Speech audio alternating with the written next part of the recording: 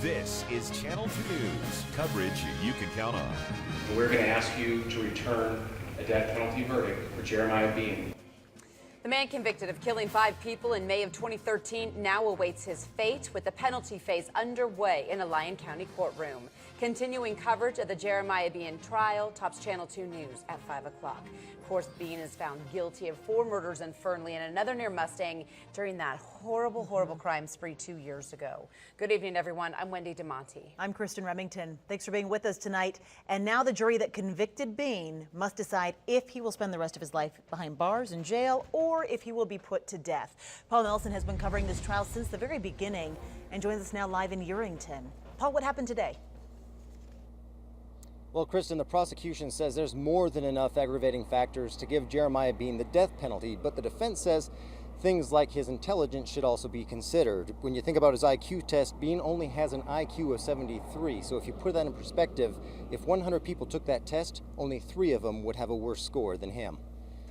The guilt phase is over in the Jeremiah Bean trial, and attorneys on both sides say this is where the hard work begins, sentencing the convicted killer. What is a just verdict for Jeremiah Bean?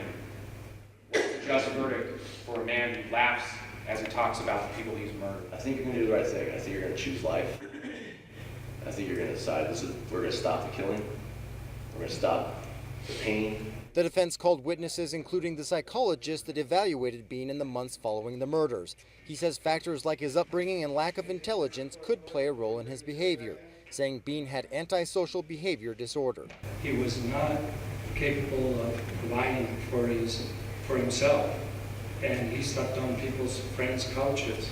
He had never paid rent. A toxicologist testified that Bean had methamphetamine in his system when he was arrested, but he couldn't determine if he was high during the murders. He also talked about the mental impact of drug abuse, including the possibility of violent behavior. Can create imbalances that are very hard to correct. You can actually get to the point where these people can resemble schizophrenia. Bean's affiliation with gangs as a child is also being used by the defense as a mitigating circumstance. What I asked Jeremiah was, when was the first time he in his mind understood what a criminal street gang was? And it was pretty interesting to me that he said it was 5 years old. Now, Bean's mother and brother are also expected to testify probably tomorrow, but we'll also hear from some of the family members of a few of the victims. That's expected to be some very emotional testimony. Covering Crime Beat live in Urington, Paul Nelson, Channel 2 News.